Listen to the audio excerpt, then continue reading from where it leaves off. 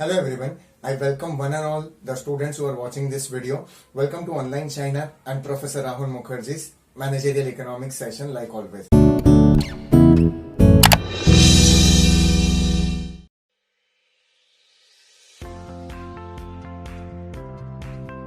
So here I welcome you to the last module, that is module number 4, first chapter.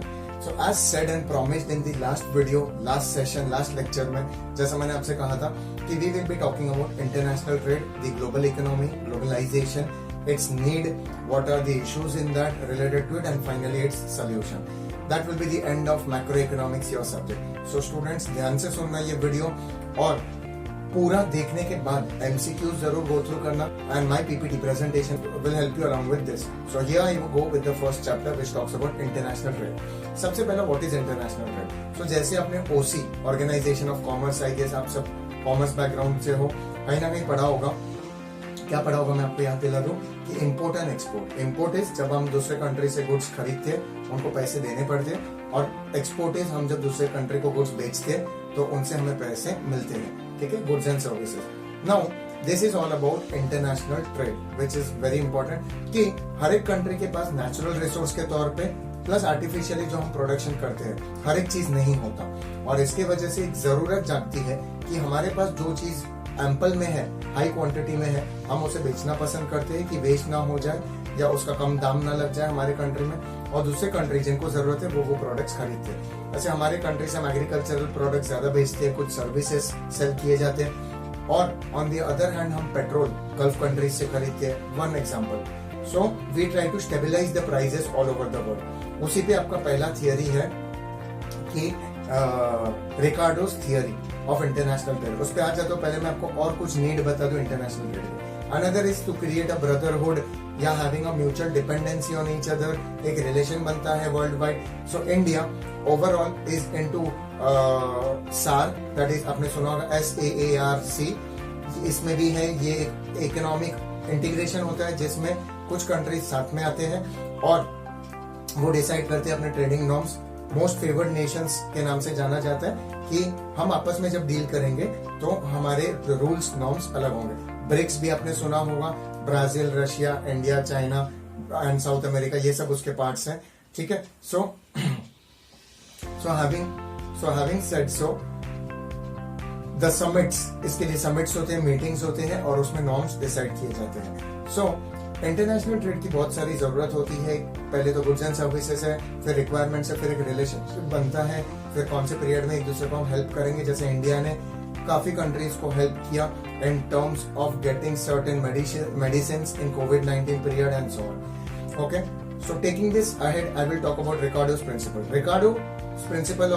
रिकार्डोस theory of international trade mainly talks about कि जो country के पास जो चीज ample में है या जो कंट्री एक पर्टिकुलर प्रोडक्ट को सस्ते में बना रहे हैं, जैसे इंडिया इनटू टेक्सटाइल्स, वो जापान जैसी कंट्री जो ऑटोमोबाइल्स में आगे है और सस्ते में बना लेती है, हम उनको टेक्सटाइल दैट इज कपड़े, अपैरल्स बेचे कम रेट में, और वो हमें ऑटोमोबाइल्स या मशीन्स या टेक्नोलॉजी बेचे सस्ते रेट में, क्योंकि उनको वो कम पड़ता है. इससे क्या होता है, वर्ल्ड वाइड में एक प्राइजेस में स्टेबिलिटी आ जाता है कि उनको भी वही रेट में कपड़े मिलते हैं जिस रेट में हम बना रहे कम से कम, और हमें वो रेट में ऑटोमोबाइल्स या टेक्नोलॉजी मिलता है जो रेट में वो बना रहे जो कम से कम है वर्ल्ड में. And this is how things move ahead. So having said so, ये था Ricardo's theory of international trade.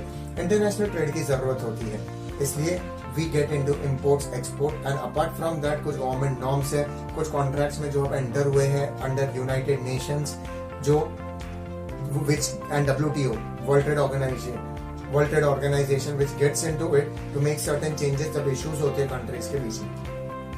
Having said so, what are the benefits of international trade? One is self-sufficiency. Two, educative effect होता है, जो चीज के बारे में हमें पता नहीं था, जैसे टच स्क्रीन फोन्स इंपोर्ट किया तो हमें पता चल गया सभी कुछ है. देन टेक्नोलॉजी डेवलप होता है, स्टैंडर्ड ऑफ लिविंग बढ़ता है, सेविंग्स होते हैं बिकॉज हमें कम रेट में दूसरे कंट्रीज से प्रोडक्ट्स मिल रहे हैं. अपार्ट फ्रॉम दैट एक रिलेशनशिप डेवलप होता है, जब वॉर्स के टाइम आएंगे या कुछ इश्यूज होगा या इमरजेंसी सिचुएशन होगा तो वो हमें हेल्प करेंगे. अपार्ट फ्रॉम दैट कंट्रीज के साथ बॉन्डिंग होता है, एम्प्लॉयमेंट जनरेट होता है. जब वो कंपनीज आके यहाँ बेस्ड अप होते हैं तो हमारे कंट्री का एक लेवल बढ़ता है, टूरिस्ट अट्रैक्ट होता है, लोग और इन्वेस्ट करते हैं. जैसे India is at present 63rd rank पे in terms of ease of doing business. So वो रैंकिंग सुधर जाता है, लोगों को कम रेट में अच्छी चीजें मिलते हैं, तो जैसे मैंने कहा स्टैंडर्ड ऑफ लिविंग बढ़ता है, नॉलेज बढ़ता है। अपार्ट फ्रॉम दैट एक स्पेशलाइजेशन हो जाता है कंट्री का कुछ सर्टेन कैटेगरी ऑफ प्रोडक्ट्स में, एम्प्लॉयमेंट रेट बढ़ता है तो लोगों की रोजगार बढ़ती है, नेशनल इनकम बढ़ता है, जीडीपी बढ़ता है, पर कैपिटा इनकम बढ़ता है, ऑटोमेटिकली मार्केट में कंजम्पशन डिमांड बढ़ता है, और जो माइक्रो इकोनॉमिक लेवल के इश्यूज है वो सॉल्व हो जाते हैं। तो इतने सारे बेनिफिट्स हैं इंटरनेशनल ट्रेड के, दूसरे कंट्री को भी ये होता जरूर है। सो having said so, rough idea on कि इंपोर्ट एक्सपोर्ट करते करते अगर किसी दिन ऐसा हो गया कि हम उन पे इतना डिपेंडेंट हो गए तो ये उनके साइड इफेक्ट्स हैं, तो हमें कुछ रेस्ट्रिक्शंस के साथ चलना पड़ता है। तो इसलिए एफडीआई नॉर्म्स आते हैं कि फॉरेन डेवलपमेंट इन्वेस्टमेंट में कुछ नॉर्म्स है कि आप जब एक फॉरेन कंट्री के कंपनी को एंट्री देते हो अपने कंपनी में कुछ पर्टिकुलर सेक्टर्स में, तो 49% तक ही इन्वेस्टमेंट अलाउ है या 26% तक ही अलाउ है। ऐसा क्यों हो जाता है? बिकॉज दे वांट कि हमारे डोमेस्टिक इकोनॉमी के ओनर्स का मेजर स्टेक हो, वो कंट्रोलर हो और वो डिसीजन मेकर हो, उसमें कुछ इश्यू ना हो जाए। इसलिए एफडीआई नॉर्म्स होते हैं कि परमिशन तो देना।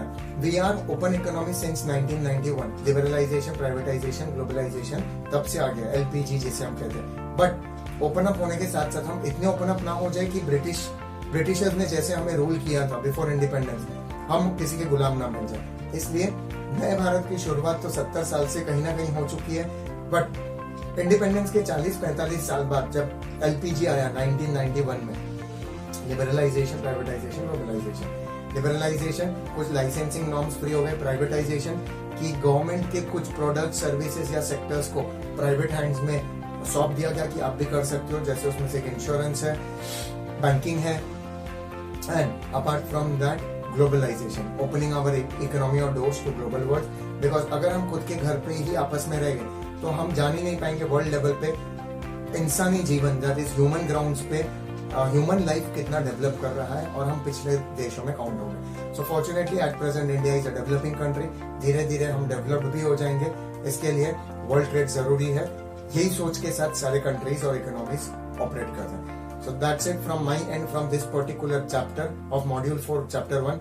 In the second chapter I will take you in depth with foreign trade, that is foreign trade, free trade के benefits क्या है जब हम open up हो जाते हैं, और protectionism, जैसे हम doors अगर बंद रखे foreign trade के, उसके benefits और issues क्या है।